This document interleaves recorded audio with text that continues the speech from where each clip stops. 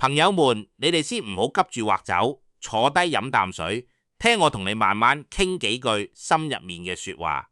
今日我講嘅呢件事啊，可能你平時冇向嗰方面諗過，但你只要聽我講完，十有八九會拍大髀講，哎呀，真係咁樣喎。唔知你有冇發現一個怪現象？你睇下我哋身邊有啲朋友過日子嗰種仔細法，仔細到咩程度呢？買餸專揀收檔前最平嘅時候，去生果有啲爛咗削咗照樣食，屋企嘅膠袋儲咗成個櫃都唔捨得掉水，龍頭滴水拎桶裝住嚟沖廁所，夜晚睇電視從來唔開燈就靠電視果點光。你話呢啲人唔識過日子啊？真係冤枉佢哋，佢哋邊個都識計數，一分錢恨不得掰開兩邊使。但你再睇呢啲人日子過得好唔好？奇怪就奇怪喺呢度，越係咁慳家嘅人，屋企反而越容易出事，越容易無端端使錢。我今日就同你哋講個真人真事，就發生喺我身邊嘅。我哋屋苑有個張大姐，今年62歲，退休人工唔多唔少，夠使。但係張大姐你個人呢，慳咗成世，咩嘢都唔捨得掉，膠袋就唔使講啦，係儲咗成個廚房櫃。生果專揀嗰啲有啲爛嘅，買翻屋企將爛嘅地方批咗好嘅嗰嚿照樣食。有一排我撞到佢攞住一袋軟晒皮嘅菜翻嚟，我話張大姐你買啲乜嘢啊？佢話平啊，3蚊一大袋，翻去揀下可以食2餐水，龍頭滴水。佢下面就永遠放個桶裝滿咗沖廁所，夜晚睇電視從來唔開大燈，就靠電視機嗰點光，成個廳灰懶狼嘅。着嘅衫洗到發白仲着緊，話反正又唔出街見人，喺屋企着冇所謂。你話佢錯咗咩？又冇錯，佢就係覺得自己幫緊屋企慳錢，幫緊仔女減輕負擔。但結果呢，舊年一年張大姐淨係跑醫院就使咗8000幾，開頭係腸胃出問題，成日屙肚，醫生話係細菌感染，開咗藥食咗1-2個月先好翻，結果又係關節痛，又係瞓唔着。成晚眼光光，日頭冇精神，面青青，屋企個水龍頭滴年幾，終於鐵底壞咗。有一晚半夜突然砰一聲爆咗，流到成廚房都係水，浸濕咗樓下鄰居嘅天花板，賠咗人哋2000幾蚊，洗衣機又燒咗部，電視機又壞咗，計下數。佢慳嗰啲水費電費連個零頭都唔夠填。張大姐自己都想唔通，同我傾偈嘅時候唉聲靚氣。我成世人慳食慳着，點解到頭來錢都係儲唔住？仲熱咗咁多。朋友們，你哋話呢件事怪唔怪？其實一啲都唔怪。喺我哋老祖宗傳落嚟嘅智慧入面，呢啲早就講清楚晒。老話點講？叫財不入京門，氣不聚濟局。呢句說話乜嘢意思呢？就係話你屋企如果又污糟又亂又黑，啲財氣同福氣就企唔住，佢唔中意嚟到都留唔耐。轉個圈就走咗。你可能會問，呢個同張大姐慳家又有咩關係？關係大啦，朋友們。我哋要諗通一個道理，乜嘢叫財？財唔係淨係指你存摺上嗰串數字，財係一種氣，係一種流動嘅能量。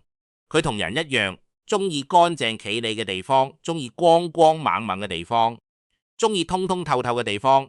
你諗下，你自己去人哋屋企串門，係咪都係中意嗰種執得整整齊齊、窗明幾淨、空氣流通嘅人家？坐喺嗰度個心就舒服，就願意坐耐啲。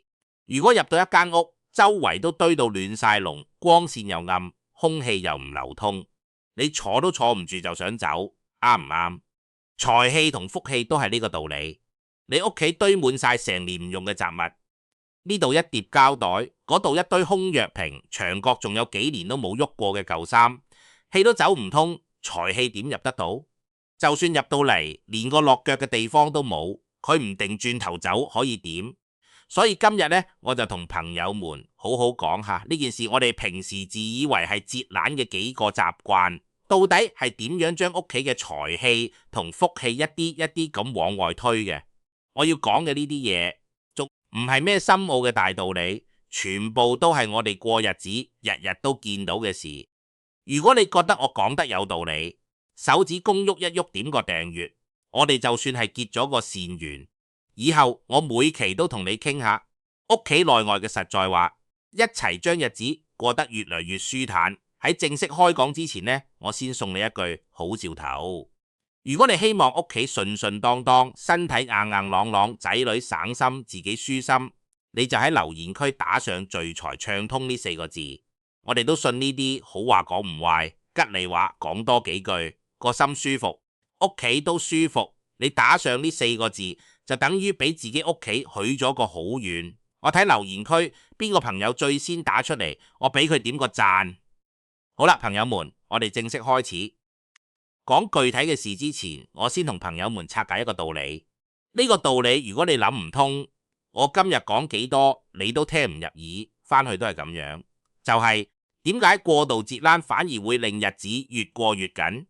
我識得一個退休嘅李老師，以前係教小學嘅，講嘢好通透。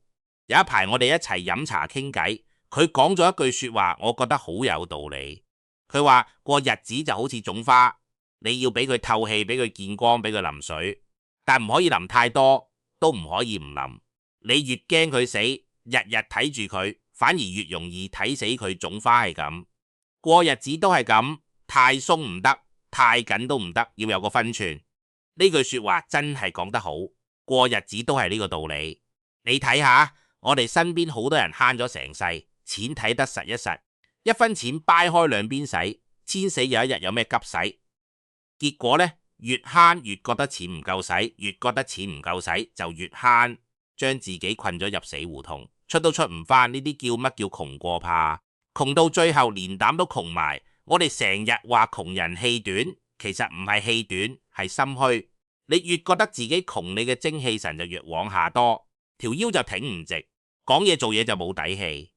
人冇底氣，好事自然就唔中意埋你身。你諗下，機會嚟咗你冇膽去攞，人嚟咗你冇膽去交，呢個日子可以越過越好咩？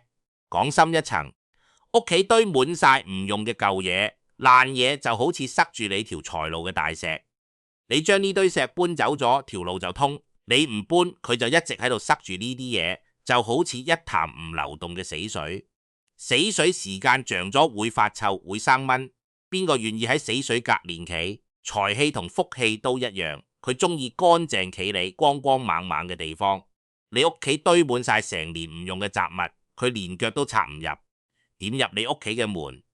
所以朋友們，我哋要諗通一個道理，真正識得過日子，唔係將啲嘢囤起嚟，係將啲嘢用起嚟。應該留嘅留，應該掉嘅掉，應該換嘅換。屋企清爽咗，人都有精神，財氣福氣自然就跟住嚟。好道理講清楚咗，我哋而家一樣一樣嚟睇，到底係邊幾個慳錢習慣喺度靜雞雞推走我哋屋企嘅財氣同福氣？第一個幾乎係家家戶戶都有嘅，廚房入面堆到成山嘅舊膠袋同崩口碗。朋友們，我講個場景你聽下，似唔似你屋企？你打開廚房界盤下面個櫃門哇啦，一聲紅嘅、綠嘅、白嘅、黑嘅膠袋向外湧，塞到滿滿當當，好似發洪水咁。每一個都夾到整整齊齊，有啲連共住嘅結都未解開。你問佢留嚟做乜？佢話第時裝垃圾用。結果裝垃圾嘅永遠都係嗰3幾個，剩低嘅就喺櫃入面一直擺。1年、2年、3年，有啲甚至由搬入嚟嗰日到而家都冇喐過。我見過最誇張嘅一間，嗰櫃門一開，膠袋直接跌落地下，跌咗10幾20個出嚟。你踎低去執，入面仲有深不見底。嗰一刻你都唔知呢度到底係廚房定係垃圾站。除咗膠袋就係嗰啲碗，用咗10幾年嘅都有。瓷碗邊度崩咗個口，搪瓷碗甩咗一塊瓷，露出黑蚊蚊嘅鐵鼻。有啲碗底個圈釉都磨到冇晒，摸落去戒手。你叫佢掉，佢話又冇爛，仲用得掉咗幾浪費。呢句說話我聽完覺得特別耳熟，因為我屋企長輩都係咁講，我哋好多朋友嘅屋企都係咁。朋友們，我哋先從最實在嘅睇得到摸得到嘅角度講，廚房係咩地方？係我哋日日煮飯食飯嘅地方，係全家人個肚嘅地頭。你諗下，嗰啲舊膠袋喺櫃入面焗住1年、2年、3年，嗰櫃入面又濕又熱，膠袋吸咗油脂，黐咗塵埃，時間耐咗仲會發黏發臭。呢啲嘢堆喺度，就係曱甴最中意嘅味。你喺嗰度切菜煮飯，隔連櫃就係曱甴嘅老巢，呢餐飯煮出嚟點會乾淨？你諗下嗰個場面，你呢邊切緊青瓜，嗰邊櫃入面成班曱甴開緊會，長期食呢啲飯，腸胃點會唔出事？張大姐點解腸胃成日出事？同呢個多少都有關係。再從我哋老祖宗嘅講究嚟講，廚房喺傳統說法入面叫財庫，即係點？就係儲錢嘅地方，同屋企個夾萬一樣。你將財庫塞滿一堆冇用嘅膠袋，同將個夾萬塞滿一堆廢紙有咩分別？碗筷代表嘅係飯碗，係你食飯嘅架生，亦都係你嘅工作、你嘅事業、你嘅收入、你想客，你日日攞住個崩咗口嘅碗食飯，一啖落差啲戒到嘴，個心點會唔戚戚然？久而久之，呢個崩口就印咗喺你個腦入面，不斷暗示自己飯碗有崩口，日子唔圓滿，工作唔穩定。你日日咁樣諗，日子會順咩？關於呢個崩口碗，我要同朋友們講多幾句。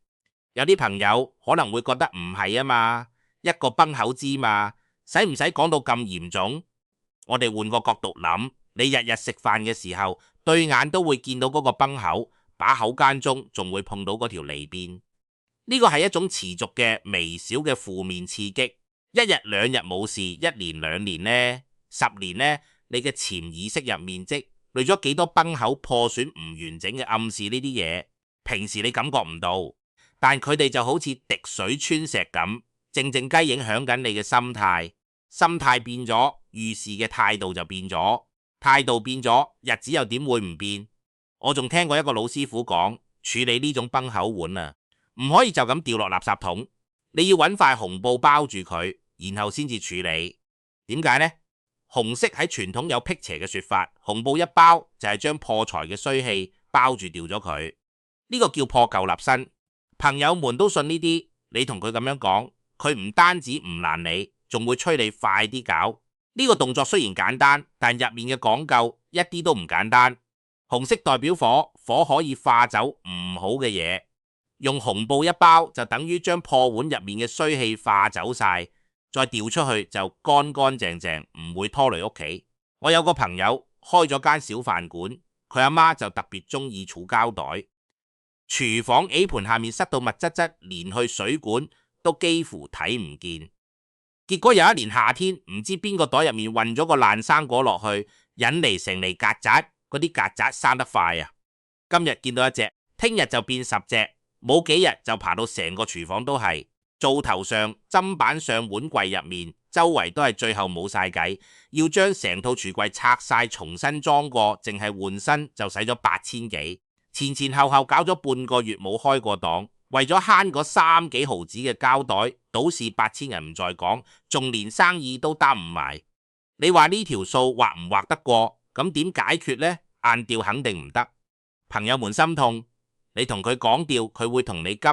你要換個方法講究客策略，比如你去超市買一套嗰種食品級嘅保鮮盒或者密封袋，都唔係好貴，幾十蚊一套，可以用幾年。翻屋企同你阿媽講，媽，我前2日睇電視，專家話膠袋裝肉放雪櫃時間長咗有毒，對身體唔好。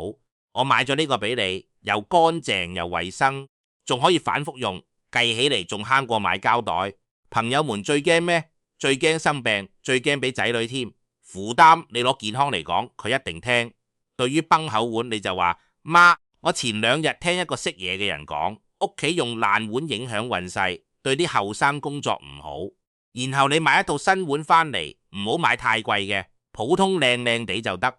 當住佢面將新碗換上，將舊碗用紅布包好處理咗佢。你咁做係為咗後生嘅前途，佢唔單止唔嬲，仲會覺得你懂事有心。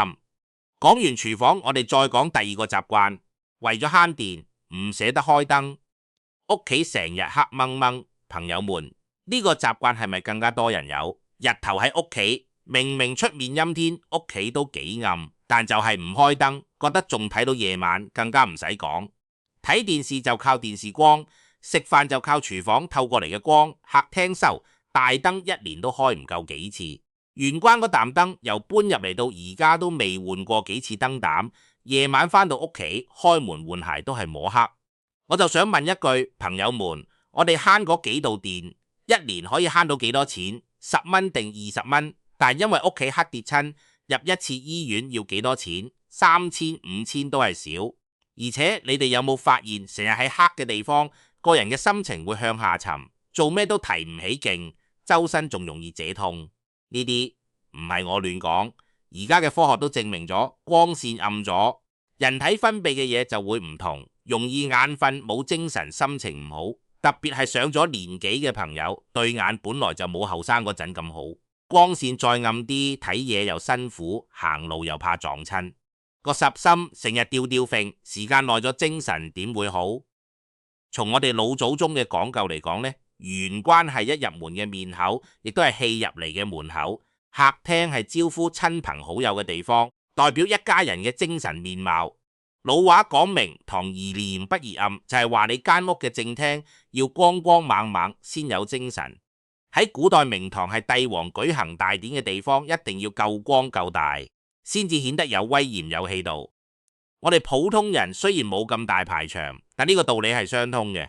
你屋企最重要嘅公共空間，如果又黑又壓抑，成間屋嘅精氣神就起唔到。人冇精神就好似霜打嘅茄子謝晒。你想下，如果有個朋友上嚟，一入門黑掹掹，連落腳嘅地方都睇唔清，佢個心會舒服咩？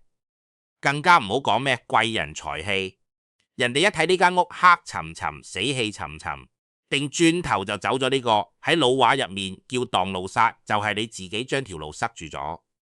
我同你哋講個真事，我識得一個大姐60幾歲，就係唔捨得開燈，夜晚起身都係摸黑結果。有一排起身嗰陣俾地下對拖鞋跣親，一屁股坐咗落地，肋骨裂咗，住院做手術康復，前後使咗4萬銀。啲後生仲要輪流請假照顧佢。你話為咗慳嗰幾毫子電費，最後使咗4萬銀醫藥費，仲要班後生跟住受累，呢條數點計都係蝕啊！咁點算呢？其實而家好簡單，去買嗰種細火數嘅燈膽，幾火就夠，夠光又唔嘥電，長開1年都係嗰幾蚊電費。特別係玄關同廁所走廊，最好裝個感應嘅小夜燈，人嚟就着，人走就熄，又慳時又安全。暖色嘅燈光最好望住都覺得和暖，個心都舒服。你諗下，一返屋企，屋光光猛猛，心情係咪即刻好返一大截？人有精神，好事就中意埋你身。講到呢度，朋友們，你哋係咪已經諗起屋企邊個角落？你都可以喺留言區講講，你屋企人最唔捨得掉嘅係乜嘢？我哋一齊傾下，睇下係咪全天下嘅老人家都有呢個習慣。未點訂閱嘅記得點一下，我哋朋友們喺呢度齊整整，以後常嚟常往。好啦，我哋跟住講第3個習慣，水龍頭特登唔扭緊，等佢一滴一滴漏水，下面放個桶裝住。哎呀，呢件事我真係好有感觸，朋友們，你哋屋企係咪都有呢個習慣？廁所洗手盆嘅水龍頭，或者廚房嘅水龍頭，永遠喺度滴答滴答響，下面一定放住一個膠桶或者面盆，裝滿咗就用嚟沖廁所拖地。好多朋友仲好自豪，覺得自己識計數，識得慳。我哋先唔講其他，就講呢個聲，滴答滴答，日頭聽唔多覺，一到夜晚靜晒，嗰聲同個鐘一樣，一下一下敲喺你心口。你瞓喺床聽住嗰個聲，個心點會唔煩？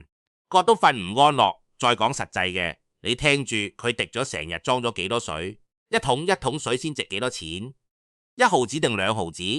但因為長期滴漏，水龍頭入面塊皮蝕咗，水垢積得越多，最後成個水龍頭都壞埋，你要俾錢換個新嘅。更重要嘅係廁所幅牆同個台面長期俾啲水滴濕，時間耐咗就會發霉發黑，生出一笪笪嘅霉斑。嗰啲及穩標喺空氣入面，你日日呼吸對肺會好咩？到時咳喘，睇醫生幾百蚊又冇咗。從老祖宗嘅講究嚟講呢，山主人丁水主財，水喺傳統就係財嘅象徵，水正常流動，嗰啲叫活水，係進財嘅象徵。你聽下個滴答滴答嘅聲，嗰係乜嘢？嗰係你啲財喺度漏緊，一滴一滴，一點一點咁漏，日日夜夜咁漏，你再識搵錢都頂唔住咁漏法。呢個就好似你屋企個米缸底有個細窿，今日漏一殼，聽日漏一殼，一個月落嚟就漏咗半缸。你仲覺得個米缸係滿嘅咩？喺五行學說入面仲有一層講究，水能生木，木能生火，火能生土，土能生金，金又能生水。呢個係一個完整嘅循環，一環扣一環。水係萬物之源，亦都係財富嘅源頭。但如果水係滴漏嘅狀態，咁就唔係生財而係洩財啦。滴漏嘅水係向下走嘅，向地底自透嘅，代表財富無聲無息咁流失，連個聲都冇。你今日覺得漏少少冇所謂，聽日都覺得冇乜嘢，一年落嚟呢，十年落嚟呢，嗰啲漏走嘅就唔係一丁半點嘅事啦。我識得一個做小生意嘅老趙，前2年做咩都唔順，後來有一次我去佢屋企，發現廁所個水龍頭一直喺度滴水，下面用桶裝住。我同佢講咗呢個道理，佢半信半疑咁換咗個新水龍頭，幾十蚊嘅嘢。你話奇唔奇？由嗰時開始，雖然冇發大達，但嗰啲莫名其妙易錢嘅事真係少咗。佢自己都話唔理係咪關呢回事，最起碼屋企靜晒，瞓覺都安樂晒。所以朋友們，解決呢個漏財嘅問題真係唔使幾多錢，好多時就係水龍頭入面嗰個細細嘅橡膠彈片老化咗，你去5金鋪2蚊買個新嘅換上去，即刻就唔漏。如果你嫌麻煩，直接使幾十蚊換個新水龍頭，用起嚟都安樂。使幾十蚊紮住日夜漏財嘅源頭，仲等屋企少個噪音，乾淨又衛生。呢個絕對係天下間最划算嘅買賣好。第4個習慣，我諗住講出嚟可能會有人個心唔舒服，但朋友們，我哋都係老實人，我有咩講咩，你都唔好嫌我講得直。呢個習慣就係着嗰啲洗到又黃又起毛變晒形，甚至穿咗窿嘅舊衫當睡衣，或者屋企櫃桶深處仲堆住先人留下嚟嘅舊衫、舊藥盒、舊病歷。朋友們，你可以打開自己個衣櫃睇下，係咪總有嗰幾件着咗10幾年嘅舊底衫、舊底褲，洗到又薄又透，領口鬆到可以拉上膊頭，顏色已經洗到灰灰黃黃，你唔捨得掉，覺得喺屋企着幾舒服，又唔使見人。仲有啲朋友屋企老伴或者長輩走咗之後，嗰啲衫、藥盒、病歷本一樣都唔捨得喐，整整齊齊攝喺櫃桶入面，覺得係個念想，望見就好似望見個人一樣。呢份心啊，邊個都明，邊個都經歷過。但係朋友們，我哋要換個角度諗諗，先講呢啲舊衫。你知唔知呢啲洗到硬晒嘅舊衫上面有咩？有成千上萬嘅蟻蟲同細菌。你啜住佢瞓覺，等於同呢啲污糟嘢成晚咁黐住。皮膚會好咩？背脊痕、生粒粒、頭髮愛出油，呢啲毛病好多都係瞓出嚟嘅。從我哋老祖宗嘅角度嚟講，衫係貼身嘅嘢，最能夠黐人氣。舊衫着得耐，黐嘅都係舊氣、老氣，甚至係病氣。你啜住佢瞓覺，等於喺度吸收呢啲衰氣，時間耐咗，個人嘅精神就俾佢一啲一啲咁磨走。呢個就係點解有啲人明明瞓夠，起咗身都係覺得周身冇力，腰謝背痛。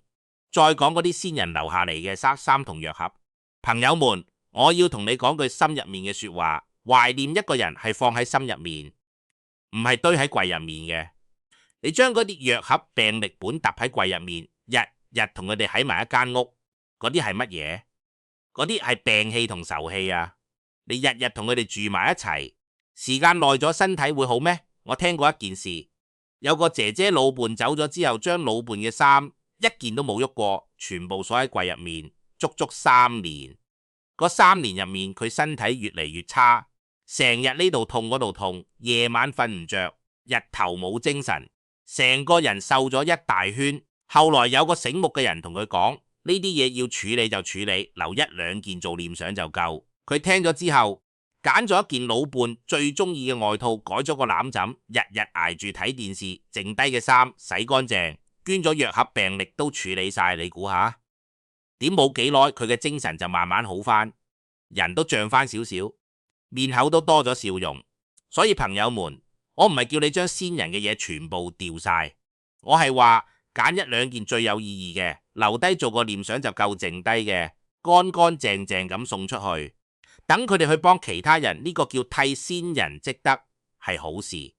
喺處理呢啲嘢嘅時候，有一個好微妙但好重要嘅心理細節，就係唔好鬼鬼祟祟咁處理，要喺個心入面做一個交接儀式。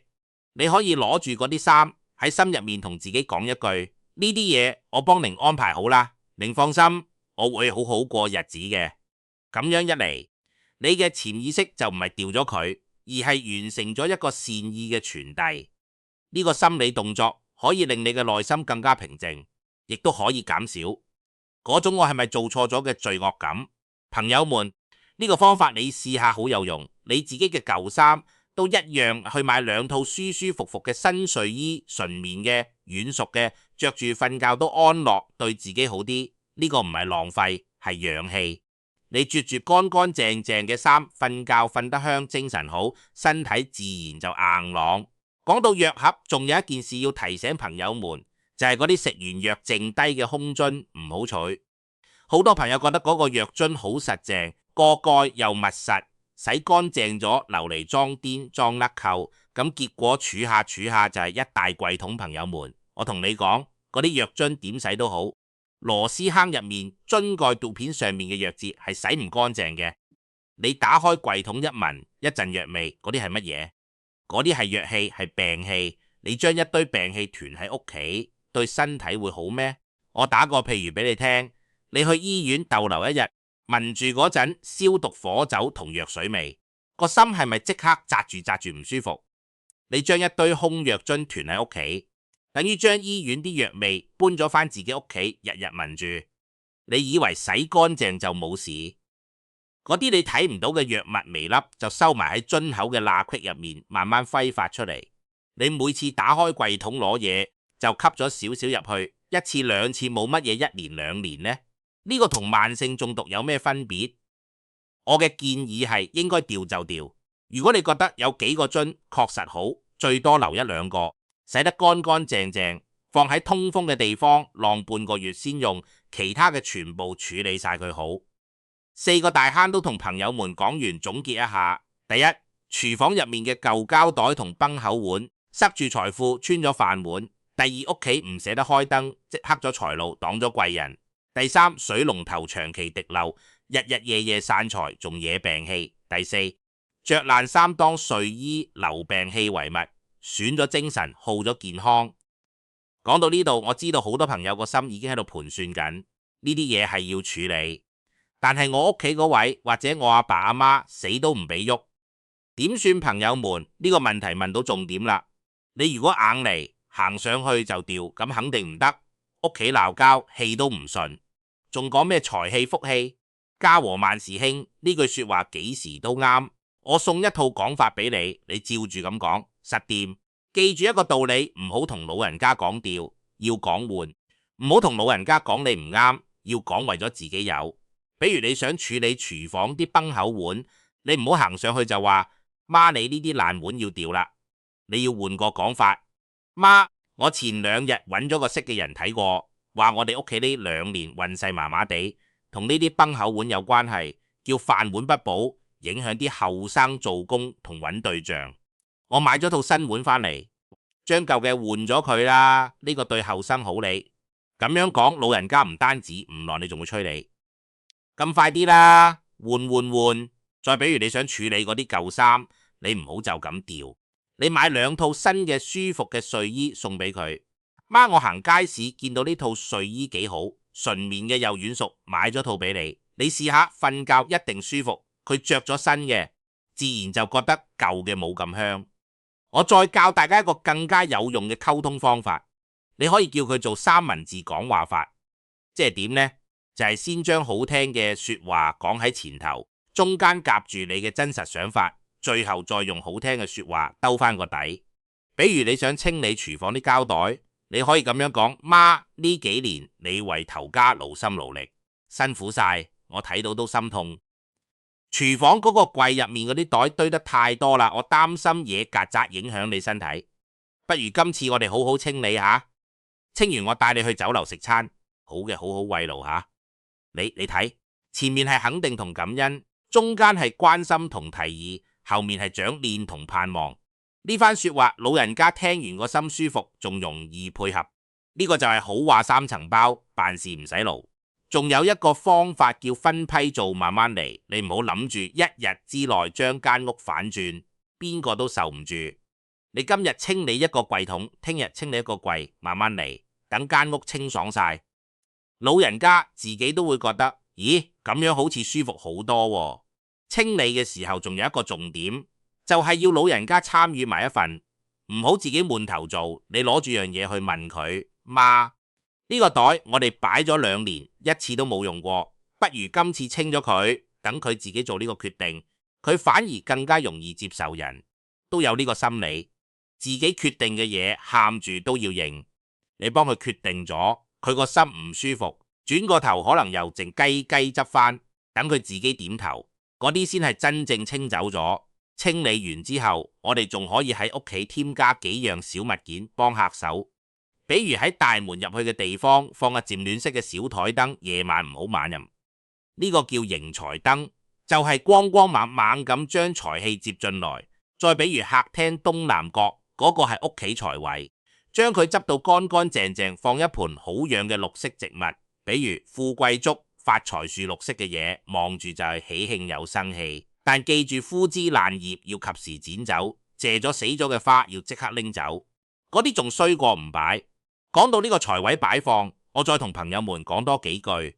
有啲朋友問擺幾盆先啱，我嘅建議係唔好貪多，一盆就夠富貴竹養3幾枝，插喺乾淨透明嘅玻璃瓶入面，用水養就得，望住清清爽爽。發財樹揀細細地一棵，擺喺茶几隔籬或者電視櫃一角，唔好阻住行路就得。綠色植物呢樣嘢有生氣就得，多咗反而顯得亂。另外仲要記住一點財位嗰個地方，千萬唔好堆垃圾桶，唔好放魚缸。點解？垃圾桶係掉污糟嘢嘅地方，擺喺財位等於將財氣當垃圾咁掉出去。魚缸雖然同水有關，但水係向下流嘅，有啲講究入面。魚缸擺喺財位反而有財來財去嘅說法，不如唔擺。玄關嗰度鋪一塊乾淨嘅紅地墊或者金色地墊，入門踩一踩，呢個叫踏金入門地墊，污糟咗要及時洗。你諗下，入門嘅腳墊如果污糟邋遢，咁唔係將財氣都踩到泥入面咩？仲有一個好多人唔知嘅小講究，就係喺屋企大門嘅門紋下面可以攝一張紅色嘅紙，紙上面咩都唔使寫，就係一張乾淨嘅紅紙。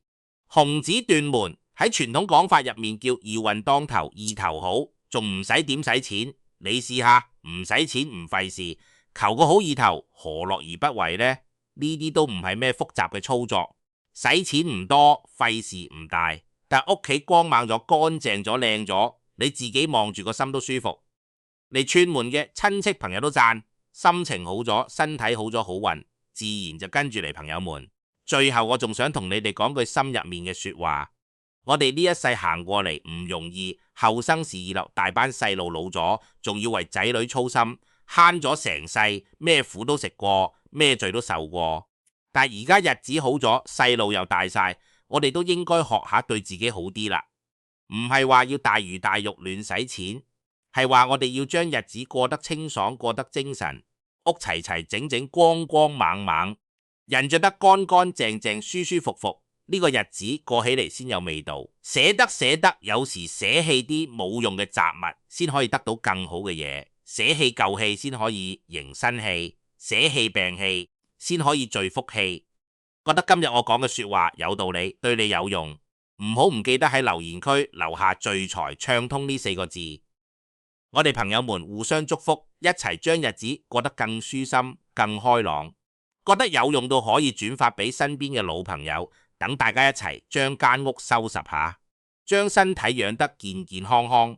最後再講多句，點咗訂閱嘅朋友，我哋就算係喺呢個頻道入面結咗個好夥伴，以後我會成日同大家傾下屋企內外生活入面嘅小智慧，我哋一齊將日子過得越嚟越旺。多謝朋友們嘅耐性，我係你哋嘅老朋友，我哋下一期再見。